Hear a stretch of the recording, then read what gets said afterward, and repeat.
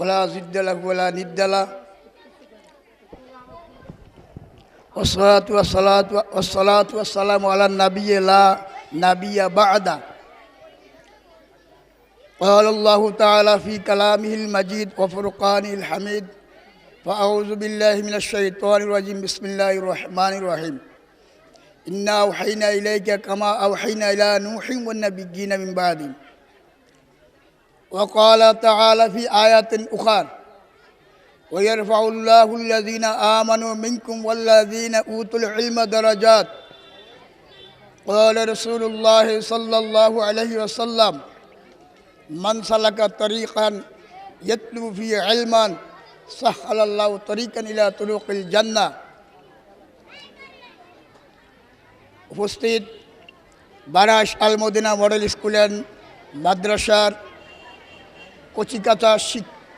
কচিকাতা শিক্ষার্থীদের বার্ষিক পরীক্ষার পুরস্কার বিতরণী অনুষ্ঠানে উপস্থিত আছেন এই একাডেমির সম্মানিত প্রধান শিক্ষক আমার অত্যন্ত স্নেহের ছোট ভাই মাওলানা হাসান।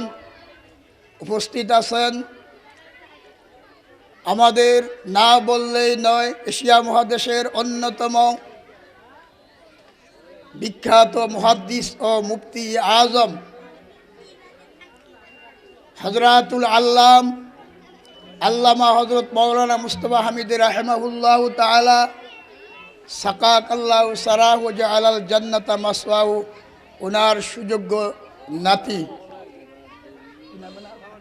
মাওলানা নিজামউদ্দিন হামিদি সাহেব। উপস্থিত আছেন মাওলানা নাজমুল হাসান সাহেব এবং উপস্থিত আছেন মাওলানা শামীম মির্জা। উপস্থিত আছেন আমার ঢানেই বারাইশের কৃতি সন্তান বিশিষ্ট সমাজসেবক জনাব আবুল কাসেম ভূঁইয়া সাহেব।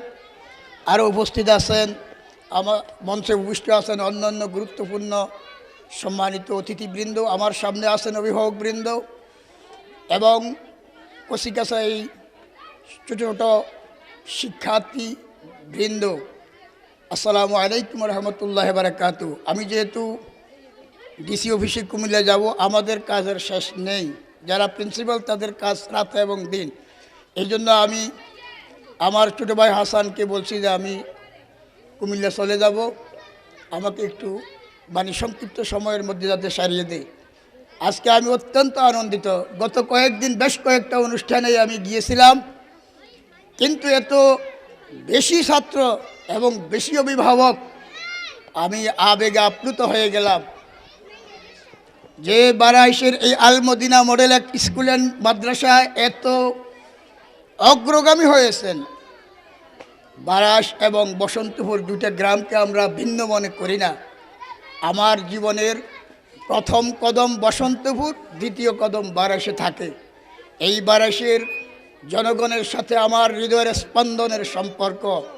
বারাইশেই ছিলেন স্বনামধন্য হযরতুল আল্লাম সাবেক অধ্যক্ষ জনাব মাওলানা সৈয়দ আহমদ ভূঁইয়া সাহেব। বারাইশেই ছিলেন আমি যেই মাদ্রাসার প্রিন্সিপাল, ওই মাদ্রাসায় আগে ছিলেন স্বনামধন্য অধ্যক্ষ জনাব ইদ্রিস ভূঁইয়া সাহেব এবং এই বারাইশেই বর্তমানে জীবিত আছেন জনাব মুবারক ভূঁইয়া সাহেব, মাওলানা মুবারক ভূঁইয়া সাহেব। এই গ্রামটা বসন্তপুর এবং বারাইশকে আমরা আলাদা দেখার সুযোগ নাই এবং আলাদা দেখি নাই, যেহেতু আমার 30-33 বছর বাইরে থাকলেও সাপ্তাহিক আগমনে প্রথম কদম বসন্তপুর থাকলেও দ্বিতীয় কদম বারাইশের দোকানে দিতে হয়, বারাইশের এই রাস্তায় দিতে হয়। এই জন্য আমার সম্পর্কটা এই বারাইশের সাথে অত্যন্ত নিবিড়। আল্লাহ রাব্বুল ইজ্জত পবিত্র কোরআনে এরশাদ করেছেন, গত 14 তারিখ আমি বুখারীর সবক দিয়েছি আমার মাদ্রাসায়। মহান আল্লাহর দরবারে হাজার কোটি শুকরিয়া আদায় করছি। এই সবক দেওয়ার একমাত্র কৃতিত্ব আমার নয়, আমার উস্তাদ মুস্তাফা হামিদ রাহিমাহুল্লাহ, যার কক্ষে থেকে আমি 2 বছর হাদিস শিখেছি, ফিকহ শিখেছি, তাফসীর শিখেছি। আল্লাহ হুজুরকে জান্নাতুল ফেরদাউসের উচ্চ মাকাম দান করুক। সকলে বলেন আমিন। আপনারা আমিন বলতে কি আপনাদের কষ্ট হয়? আপনারা যে সওয়াব পাবেন, যারা যে সওয়াব পাবে আপনারা সমপরিমাণ সওয়াব পাবেন। সকলে বলেন আমিন। আজকে আমি আপনাদেরকে বলেছি, আল্লাহ রাব্বুল ইজ্জত বুখারী শরীফের প্রথম হাদিসটা সবক দিয়েছিলাম।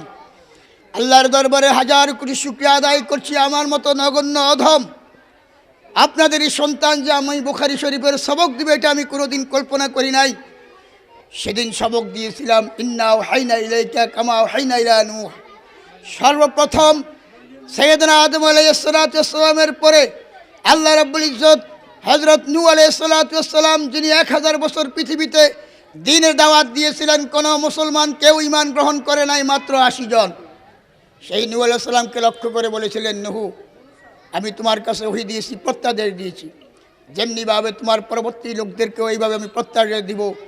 1,24,000 পয়গম্বর পৃথিবীতে দ্বীনের দাওয়াত দেওয়ার জন্য আমি প্রেরণ করব। এই প্রথম হাদিসটা দিয়েই প্রথম কথাটাই ছিল ওহী। আপনারা ওহীর প্রথম শব্দটাই ছিল ইকরা বিসমি রাব্বিকাল্লাযী খলাক। হে নবী, পড়ুন আপনার এই রবের নামে যিনি আপনাকে সৃষ্টি করেছেন। প্রথম কথাটাই ছিল ইকরা, পড়ুন। এই পৃথিবীতে যারা এই সমৃদ্ধ অর্জন করেছেন, এই পৃথিবীতে যারাই রাষ্ট্রনায়ক হয়েছেন, কেউ মূর্খ জঙ্গলি, কেউ রাষ্ট্রনায়ক হন নাই। শিক্ষিত লোকেরাই রাষ্ট্রনায়ক হয়েছেন, বুদ্ধিজীবীরাই রাষ্ট্রনায়ক হয়েছেন, জ্ঞানী গুণীরাই রাষ্ট্রনায়ক হয়েছেন। আজকে আমাদের এই বাংলাদেশে বর্তমান যারা উপদেষ্টা, তারা প্রত্যেকেই এক একটা ব্যক্তি, এক একটা বিদ্যার সাগর, তারা রাষ্ট্রনায়ক হয়েছেন। যদিও পেশিবাদের আমলে অঙ্গলি জঙ্গলি মূর্খদেরকে রাষ্ট্রের মন্ত্রী বানিয়ে দেশটাকে কলঙ্কিত করেছিল, সেটা এখন শেষ হয়ে গেছে। ওয়াইয়ারফাউল্লাহুল্লাযীনা আমানু ওয়াল্লাযীনা মিনকুম। আপনারা জানেন পৃথিবীতে আল্লাহ দুইটা জাতি, দুইটা ইজমকে, দুইটা সম্প্রদায় করেছেন। একটা হলো ইমানদার, একটা হলো বেঈমানদার। আমাদের পাশেই রয়েছে ভারত। সেই ভারতের প্রেসিডেন্ট হলো, প্রধানমন্ত্রী হলো নরেন্দ্র মোদী, যাকে গুজরাটের কুশাই বলা হয়। আজকে বাংলাদেশের জন্য মায়া কান্না আসে, হিন্দুদের জন্য মায়া কান্না আসে। গুজরাটে যখন মুসলিম ভাইদেরকে যখন গরুর মতো যখন তাদেরকে জব করা হয়েছিল, তখন মোদির কান্না আসে নাই। আজকে আমাদের বাংলাদেশে ইসকনের নামে সন্ত্রাসী গোষ্ঠীর জন্য আজকে মোদির মায়া কান্না আসে। সেই মোদি কি জান্নাতে যাবে? সেই ভারতের এই যে সারা পৃথিবীকে নিয়ন্ত্রণ করে আমেরিকা, সারা পৃথিবীকে নিয়ন্ত্রণ করে আমেরিকা, সেই জো বাইডেন সাবেক প্রেসিডেন্ট বর্তমানও আছেন, এবং ডোনাল্ড ট্রাম্প, এই পৃথিবীর যত বড় সম্রাটে হন না কেন, পৃথিবীতে যেই কদিন জীবিত আছেন এই কদিন আপনার ক্ষমতা, এরা হলো নাস্তিক, এরা হলো বেঈমান। আর একমাত্র পৃথিবীতে যারা ঈমান এনেছেন তারা হলো মুমিন। পৃথিবীটাকে আল্লাহ মানুষকে দুটি শ্রেণীতে ভাগ করেছেন। এক শ্রেণী হলো ঈমানদার, আরেক শ্রেণী হলো বেঈমান, কাফের। আল্লাহ রাব্বুল আলামিন বলেন, ওয়াইয়ারফাউল্লাহুল্লাযীনা মিনকুম ওয়াল্লাযীনা উতুল ইলমা দারাজাত। ওয়াইয়ারফাউল্লাহুল্লাযীনা আমানু মিনকুম। আপনারা যারা এখানে আসেন, একজন এখানে হিন্দু নাই, একজন ইহুদি নাই, একজন মুশরিক নাই। আপনাদের মর্যাদাকে আল্লাহ আকাশচুম্বী করে দিয়েছেন, আল্লাহর ঘোষণা। পৃথিবীর একটা হাদিসে দেখেছি, সারা পৃথিবীকে যদি আপনি বিক্রি করে দেন, আল্লাহর কোরআনের আলিফ একটি অক্ষরের দাম পৃথিবী বিক্রি করলে হবে না। বলেন সুবহানাল্লাহ। আজকে আপনারা কত মর্যাদাশীল, আপনারা নিজের মর্যাদাটাকে নিজে অবশ্যই অনুধাবন করবেন। যে আল্লাহ রাব্বুল বলছেন, তোমরা যারা মুমিন তাদের মর্যাদা আমি বৃদ্ধি করে দিয়েছি। আরও স্পেশালভাবে বলছেন, ওয়াল্লাযীনা উতুল ইলমা দারাজাত। আমি একটি কথা বলবো না যে আপনারা ছেলে মেয়েদেরকে স্কুল কলেজে পাঠাবেন না, এটা আমি বলবো না। স্কুল কলেজ থেকেও আপনি যদি প্রাথমিক, এই যে নাজমুল হাসান সাহেব যে বলেছিলেন, আপনার ছেলের প্রাথমিক শিক্ষাটা যদি কোরআন দিয়ে শুরু করেন, সকালবেলা রসুন খেলে যে ঢেক আসবে, এই কোরআন দিয়ে যদি আপনার ছেলেকে বিদ্যা শুরু করেন, আপনি ইঞ্জিনিয়ার হন, ডাক্তার হন, আপনি ব্যারিস্টার হন, আপনি উকিল হন, কোনো প্রকারের সমস্যা নেই। এখানে আছে Al Madina school and college. Hasan অনেক বিজ্ঞ, আমার ছোটো ভাই হাসান অনেক মেধাবী ট্যালেন্ট ছাত্র ছিল। সে সার্সিনা লেখাপড়া করেছে, সে আগে স্কুল দিয়েছে, এরপরে নাম দিয়েছে মাদ্রাসার। এটা দোষের কিছু নয়। এই স্কুলটাকেও সে প্রথম কোরআনের আয়াত দিয়ে, কোরআনের শিক্ষা দিয়ে শুরু করেছেন। আমার যতটুকু বিশ্বাস, আপনারা তাকে আন্তরিকভাবে সহযোগিতা করেছেন, এটা আমার বিশ্বাস। আজকে আমি মাদের উপস্থিতি দেখে অত্যন্ত আবেগ আপ্লুত হয়েছি। আপনাদের ভিতরে একটা সাড়া জাগছে যে আপনারা ছেলে মেয়েদের লেখাপড়া চান। আপনারা কি লেখাপড়া চান না? বলেন যে আপনারা লেখাপড়া চান না? হেজনুল উম্মাহাত হিয়াল মাদ্রাসাতুল লিল বানিন ওয়াল বানাত। আপনারা যারা মায়েরা আছেন, আমাদের ভাইরা যারা আছেন, এরা একটু পরে কাজে চলে যাবে। সকালে উঠে তারা রিজিকের ধান্দায় চাকরিতে চলে যাবে, ব্যবসাতে চলে যাবে, কেউ বিদেশ থেকে আসছেন আবার চলে যাবেন। আপনারা যারা মারা আছেন, কবি বলেছেন হেজনুল উম্মাহাত, মায়ের কুল হলো হিয়াল মাদ্রাসা, এটা বিদ্যানিকেতন, লিল বানিন ওয়াল বানাত, ছেলে এবং মেয়েদের। আপনি যদি বলো হন 3 হুইলস, 3 চাকাকে আপনি স্ট্রং রাখবেন, আপনার গাড়ি সচল থাকবে, আপনার সেই অটো সচল থাকবে, আপনার সিএনজি সচল থাকবে। আপনি যদি 3 চাকা না দিয়ে 2 চাকা দেন, আপনার সিএনজি, আপনার অটো এখান থেকে যাবে না, বলবে নিষেধ, আমি যেতে পারবো না, আমার শক্তি নেই। মা বোনদেরকে বলেছি, আপনাদের কুলটা হলো ছেলে মেয়েদের জন্য বিদ্যানিকেতনের মূল ঘাঁটি, মূল চালিকা শক্তি হলেন আপনি। আমি একজন অধম, আমার 2 ছেলে আমার ওই স্ত্রীর কারণে তারা কামেল পাশ করেছে, 2 মেয়ে। আমার বড় ছেলে ঢাকা বিশ্ববিদ্যালয় আধা নম্বরের জন্য না টিকে সে কাঁদতে কাঁদতে পেরেশান হওয়ার পরে চট্টগ্রাম টিকলেন। এখন সে বিজ্ঞান ও প্রযুক্তি বিশ্ববিদ্যালয়ে পড়াশোনা করে নোয়াখালীতে। আপনাদের কাছে দোয়া চাই, মাদ্রাসাতেও পড়ে। আমার ছোটো ছেলে ঢাকাতে পড়াশোনা করে। আমার ফ্যামিলিতে আল্লাহর মেহেরবানিতে কোনো মূর্খ নাই। আমিও চাই আপনাদের এই ফ্যামিলি থেকে মারা যারা আছেন, 3 চাকা, অভিভাবক, শিক্ষক এবং ছাত্র ছাত্রী, এই 3 চাকা যদি সচল না হয়, আপনি কিয়ামত পর্যন্ত চিৎকার করলে আপনার ছেলে আপনার মেয়ের ফাউন্ডেশন মজবুত হবে না, তারা কখনো মজবুত হবে না। তারা যদি মজবুত না হয়, আপনি তাদেরকে রক্ষা করতে পারবেন না। তারা সন্ত্রাসী হবে, তারা মাস্তান হবে, তারা ইস্কনের মতো সন্ত্রাসী হবে। আপনি আজ থেকে প্রতিজ্ঞা করুন, আমার এই ছেলেটাকে, আমার এই মেয়েটাকে আমি গৃহ থেকে তাদেরকে প্রতিষ্ঠিত করে দেব, তারা ইঞ্জিনিয়ার হবে। আজকে আপনি অবাক হবেন, ঢাকা বিশ্ববিদ্যালয়ের স্বৈরাচারী সরকারের একজন শিক্ষক বলেছিল এটা মাদ্রাসা হয়ে গেছে নাকি। 35%, 35% যখন মাদ্রাসা থেকে ঢাকা বিশ্ববিদ্যালয়ে পড়াশোনা করে, স্বৈরাচারী সরকারের এক মন্ত্রী বলেছেন এই ঢাকা বিশ্ববিদ্যালয় মাদ্রাসা হয়ে গেছে। ইনশাআল্লাহ ঢাকা বিশ্ববিদ্যালয় মাদ্রাসা নয়, এটা ইসলামী ইউনিভার্সিটির মতোই হবে। আপনাদের ছেলেরা, আপনাদের মেয়েরা এই বিদ্যানিকেতন থেকে, model school and Madina, Al Madina model school and মাদ্রাসা থেকে তারা বিদ্যা অর্জন করে সারা পৃথিবীতে তারা সর্বোচ্চ বিদ্যায় তারা সাহস পাবে ইনশাআল্লাহ। এই জন্য আপনাদের একটু চেষ্টার দরকার। কবি বলেছেন, নেপোলিয়ন বলেছেন, give me a educated mother, আমাকে একটা শিক্ষিত মা দাও, গিভ মি এডুকেশন নেশন, আমি তোমাদেরকে শিক্ষিত জাতি দেব। আজকে বাংলাদেশ এগিয়ে চলেছে, বিশেষ করে আমাদের বসন্তপুর এবং বারাইশ। আমাদের গ্রামে আপনি দেখেন ব্যারিস্টার আছে, প্রিন্সিপাল আছে, ডাক্তার আছে, ইঞ্জিনিয়ার আছে। আপনাদের গ্রামও কম নেই। আপনারা আমাদের প্রতিবেশী, আমরা আপনাদের প্রতিবেশী, আপনারা আমাদের সম্পূরক, আমরা আপনাদের সম্পূরক। এই বারাইশ এবং বসন্তপুরকে আলাদা দেখি না। এই হাসান আপনাদের যে দায়িত্ব নিয়েছেন, আপনারা কি হাসানকে সবাই সহযোগিতা করবেন বলুন? আপনারা কি সহযোগিতা করবেন? আগামী 10 বছরের ভিতরে দারুন নাজাতকে উপেক্ষা করে সে এটাকে ঢাকা বিশ্ববিদ্যালয়ের একটা শাখা হিসেবে তৈরি করতে পারবে। আপনাকে রাজি আছেন? ইনশাআল্লাহ। হাসানের যে মেধা, হাসানের যে দিব্য শক্তি, তার যে দৃঢ়তা, তার যে দোয়া, সে দোয়া পেয়েছে, তার আম্মার খেদমত করেছে, তার বাবার খেদমত করেছে, আজকে সে আপনাদের খেদমত করবে। আপনারা তাকে টাকা দিয়ে, পয়সা দিয়ে, বুদ্ধি দিয়ে, পরামর্শ দিয়ে আপনাদের এই বারাসের মধ্যে আজকে আমি দেখলাম জায়গার সংকুলন হচ্ছে না। আমাদের ওই দিন একটা অনুষ্ঠানে ছিলাম, মান আব্দুল মান্নান তাহফিজুল কোরআন, এর চেয়ে 3 ভাগের 1 ভাগ লোক সেখানে হয় নাই। কালকে একটা অনুষ্ঠানে ছিলাম, সেখানে এত লোক হয় নাই। আমি আগে আবেগ আপ্লুত হয়ে গেলাম।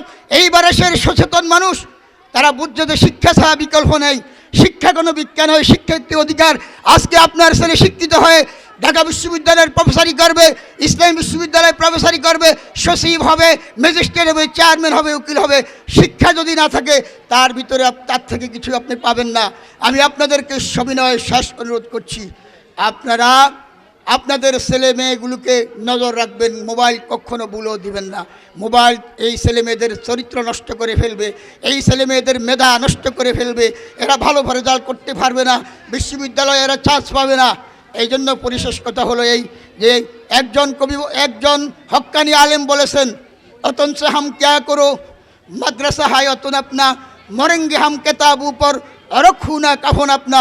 এই ভারতের দেওবন্দের একজন বিশ্ববিখ্যাত আলেম বলেছেন, তখন মোবাইল ছিল না, তখন ইন্টারনেট ছিল না, তখন টেলিস্কোপ ছিল না, তখন কোনো গণমাধ্যম এইভাবে ছিল না। আজ থেকে 20 বছর আগে বাংলাদেশে ইন্টারনেটের কল্পনা প্রসূত ছিল না। সেই হুজুর যখন দেওবন্দে পড়াশোনা করতে গিয়েছিলেন, তার দাদা মারা গেল, তার পিতা মারা গেল, তার দাদি মারা গেল। সকল সিটিগুলি পেয়ে তিনি 30 বছর পড়াশোনা করে এখন দেখতেছেন সিরিয়াল অনুযায়ী দাদা নাই, দাদি নাই, পিতা নাই, তার সন্তান নাই, তার ভাই নাই। তিনি দোয়া করলেন, আল্লাহ তোমার দিন শিখার জন্য দেওবন্দে এসেছি, আমার কেউ নাই, এখন তুমি আল্লাহ আসো। তিনি জ্ঞান অর্জন করার জন্য কারো খবর রাখেন নাই। আজ আপনি যদি বলেন আমার ছেলেটা বেড়াইতে যাবে, আমার মেয়েটা বেড়াইতে গেছে হুজুর, এটা করবেন না। সরকার সুযোগ দিয়েছে, এই 12 তারিখ থেকে 15 দিন ছুটি আছে, সেই ছুটিতে তাদেরকে বেড়াইতে দেন। এর ভিতরে কোনো বেড়াইতে দিবেন না। শিক্ষকদের সান্নিধ্যে রাখেন, এদের সান্নিধ্যে থাকে মাত্র 6 ঘন্টা, আপনার সান্নিধ্যে থাকে 18 ঘন্টা। এই 18 ঘন্টাকে মিনিটে মিনিটে কাজে লাগান। আপনার ছেলে ইনশাআল্লাহ একজন বড় শিক্ষিত হয়ে আপনার চেহারা উজ্জ্বল করবে। বারাইশ গ্রামের কাশেম ভাইয়ের মতো ব্যক্তিদের চেহারা উজ্জ্বল করবে, আপনাদের চেহারা উজ্জ্বল করবে। এই বসন্তপুর এবং বারাইশের সুনাম বয়ে আনবে। আপনাদের প্রতি সবিনয় অনুরোধ, আপনারা হাসানকে সহযোগিতা করেন। অ্যাকোমোডেশন একটু সমস্যা আছে, আপনারা বারাইশে অনেক কোটিপতি আছেন, ইচ্ছা করলে আপনারা অ্যাকোমোডেশন বাড়িয়ে দিতে পারেন, তাকে এই প্রতিষ্ঠানের জায়গা বাড়াই দিতে পারেন, তাইলে সে আপনাদেরকে একটা দারুণ নাগাদ উপহার দিতে পারবে। আমি আমার বক্তব্য আর বাড়াচ্ছি না।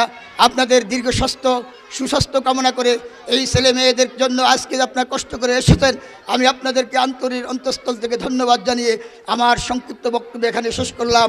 আসসালামু আলাইকুম রহমতুল্লাহ বারাকাতুহু।